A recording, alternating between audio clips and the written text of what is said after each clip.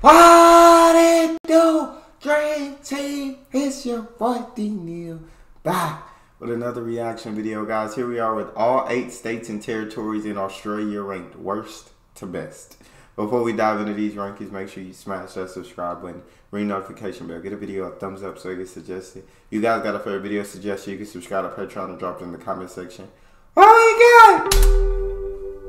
Do you love to curse, enjoy large empty swaths of extremely hot desert, and want to increase your risk of skin cancer? Well, then you might be a feral camel, in which case you're likely already in Australia. And if you're not, why haven't you moved here? With gorgeous beaches, incredible cities, great healthcare and education, and some of the most unique ecosystems and wildlife not found anywhere else on Earth, the land down under is one of the best countries to live in. But while this giant island continent country, is around the same size as the contiguous United States, it has just 1/13 the population. And over half of the 25.9 million Australians reside in just 3 cities. But doesn't Australia have like 6 states and 2 major territories? Why don't people spread out more? Well, Mr. Camel, because most of the country gets so hot that you'll end up looking like this guy if you spend 5 minutes outside. So unless you actually are one of the 1 million feral camels that call the outback home, you'll probably want to stick with 85% of Australians who live within 50 kilometers of the coast. Doesn't like every state touch the ocean though? How do I know which is best? Find out as we rank all 8 Australian states and territories from worst to best. And let's hit 5,000 likes for a video on the 10 best cities in Australia.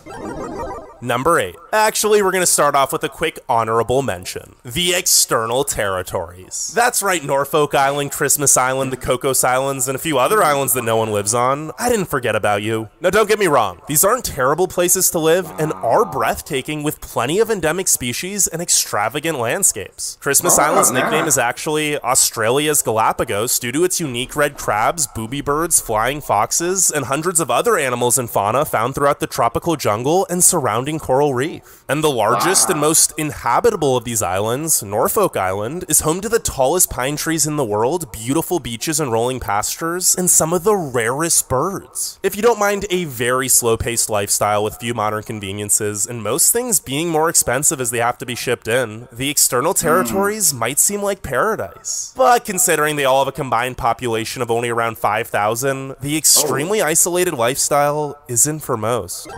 Yes, a combined population of 5,000 between all of them? Yeah, you're very isolated. Very isolated. Actual number 8, Northern Territory. If you're strictly looking to rake in the dough and don't mind the lack of infrastructure or seclusion from the rest of the country, the Northern Territory might be for you. The median household income is the 3rd highest of any state or territory at 115 grand, and the median home value is the lowest at just 515 grand. Plus, there's no property tax. But remember how I said a lot of Australia is uninhabitable? Well, a huge chunk of the most uninhabitable land is here. The southern half of the territory has a climate similar to the Sahara Desert, and while Darwin and the coast is a bit more livable with tons of rainfall during the wet season, it also gets very hot and humid, and that rain often turns into cyclones and extreme flooding. So, despite accounting for 17.5% of the country's landmass, less than 250,000 residents, or 1% of Australia, actually lives in the NT. And it's the only state or territory which had a net population decrease over the past year. But the lack of people is also why many love living here. From Litchfield and Kakadu to Uluru and Watarka National Parks, the territory is home to so much stunning wide-open wilderness that you can experience all to yourself. Although you might not want to be too alone, because not only does the Northern Territory have the most saltwater crocodiles in Australia, it's also by far the most dangerous state or territory, with a violent crime rate 323% above the national average. Yeah, Northern Territory ain't it.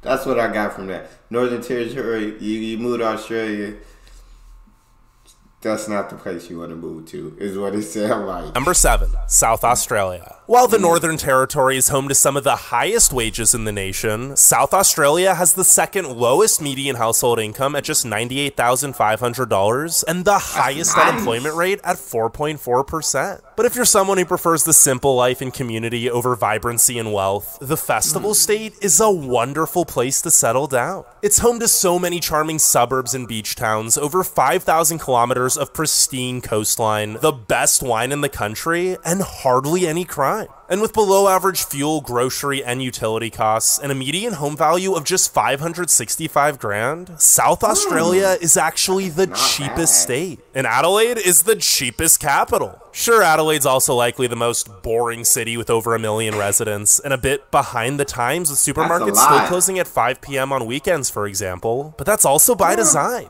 Adelaiders love that their home offers all of the amenities of a city, with great food, museums, parks, festivals, and a few unique attractions like the Adelaide Central Market, while still maintaining its small-town charm with hardly any traffic and where everyone knows everyone. Not to mention, it's easy to navigate with no toll roads and a beautiful beach or waterfall hike being just a 20-minute drive from the city center. That don't sound bad at all. That don't sound bad at all. That sounds pretty nice. That definitely sounds pretty Number nice. 6. Queensland. Queensland is Australia's most popular holiday destination, and for good reason. It's incredibly safe, has the most national parks, and with scenery as diverse as the Great Barrier Reef, Daintree Rainforest, Porcupine Gorge, and Lamington, Girrawin, Garingan, under a volcanic Blackdown Tablelands, and Great Sandy National Parks, not to mention the only Everglades ecosystem outside of Florida, it's debatably the most beautiful state. And if you prefer a more chill vacation, the Sunshine State also offers plenty of theme parks and resorts in the Gold Coast, and over 13,000 kilometers of jaw-dropping beaches. So while many used to only holiday here, that's quickly changing as more people learn of Queensland's exceptional small cities and towns. In fact, it's now the fastest growing state and one of only 2 states where over half the population doesn't live in the capital. And it's not because Brisbane sucks. It's actually often ranked as the most livable city in Australia, as it's not nearly as congested or expensive as Sydney or Melbourne, while still offering legit big city amenities and experiencing rapid growth, especially with the Olympics coming in 2032. But while Queensland's economy is the second fastest growing of any state, it still has some catching up to do with the third lowest median household income of just $105,000. Because of this, and the fact that the housing market is booming with a median home cost of $788,000, the Sunshine State has the highest poverty rate at 13.5%. Number 5. These median households, though, incomes are not bad at all. Like, 105,000 for a household to bring it? That sounds nice. I would be comfortable with that. 105K, yeah. I'd be comfortable. Tasmania. Tasmania feels nothing like the rest of Australia. And that's because it isn't. An island located around 200 kilometers south of the mainland, the smallest state by both size and population is home to so many otherworldly and unique landscapes and species not found anywhere else. Not to mention, it rarely ever gets hot and has the cleanest air on Earth. But not only is Tasmania an adventurous paradise, with places like Cradle Mountain and Mount Field and the Bay of Fires all being a short drive from pretty much anywhere on the island, it's also home to so many delightful small towns with some of the friendliest people you will ever meet. And the capital, Hobart, punches well above its weight with tons of history and beautiful architecture, great restaurants, bars, and cafes, and Mona, one of the best museums in the country. Sure, there's little in terms of bustling city life, but if you're looking to slow down and relax while being surrounded by unspoiled nature, Tasmania is perfect. Well, if you're retired or work online, because while the economy is currently the fastest growing, the median household income is still the lowest at just $89,600, and the unemployment rate is 4.3%. At least the cost of living isn't too bad, with a median home price of $691,000, plenty of cheap high-quality produce, and low energy bills due to most of the island running on hydroelectricity.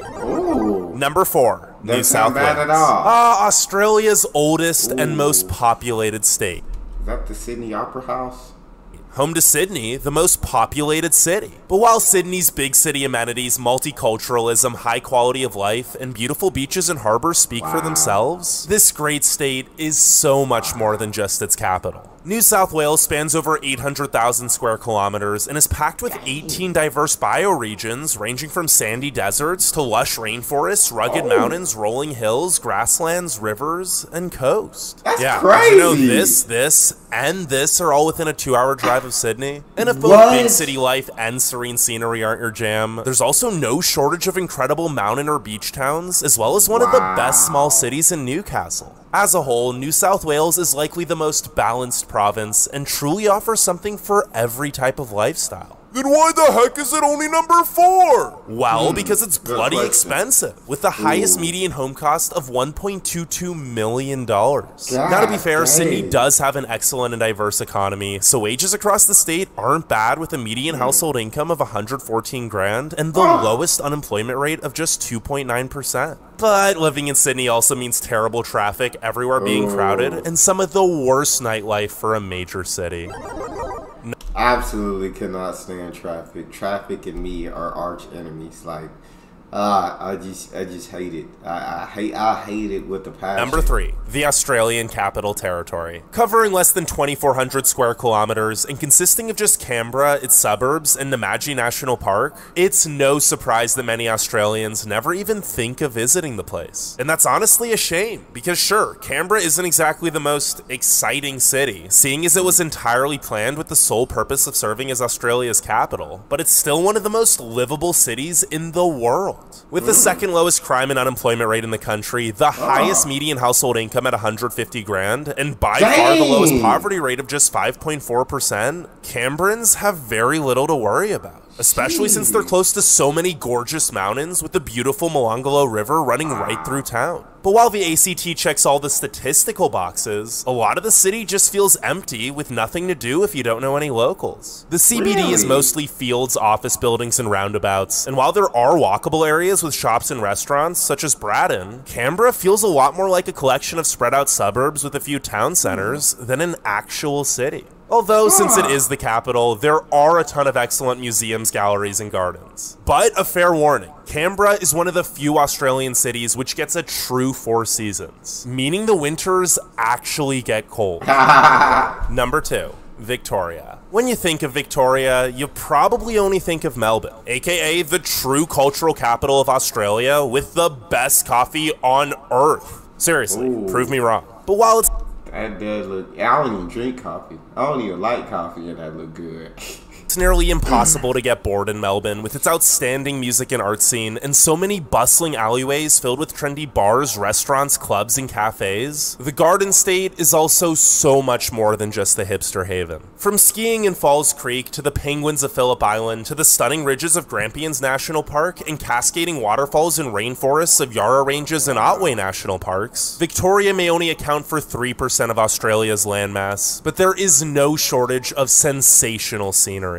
Not to mention, it's by far the safest state and home to the Great Ocean Road, the most beautiful drive in the country. But 75% of Victoria does live in Melbourne for a reason. With a stellar job market, world-renowned universities, tons of history, a hip and accepting culture, an excellent public transit, nightlife, and infrastructure, it makes sense that Victoria's capital is growing faster than Sydney and will likely eclipse its population by 2050, especially since it's cheaper. Although it is still pretty darn expensive, with the statewide median home price being $966,000. Oh, and did I mention that Melbourne can get 4 seasons in 1 hour? Yeah. What? The temperature dropped 10 degrees Celsius in 3 minutes. Now before How on the Lord's green earth is that possible? we get to number 1, make sure you leave a like and subscribe, and let me know what you think the best state or territory is, and why. But without further ado, Give it to me.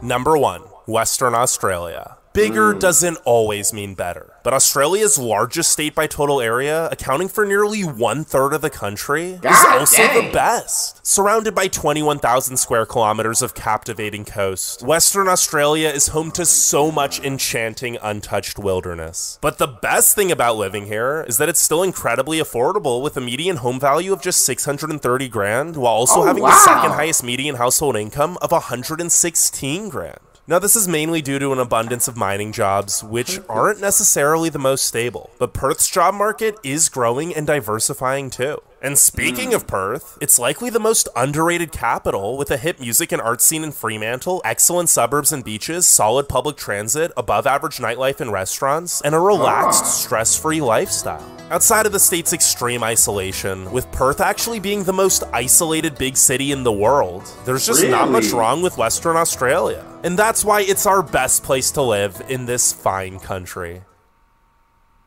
Okay, you know what I'm saying? So if I was to ever go to Australia, I know where to go. That's all we got for this. You guys got a favorite video suggestion, you can subscribe to Patreon or drop it in the comment section. Subscribe to the channel, ring notification bell, get a video a thumbs up so I can suggest it. It's your boy D Neal, out.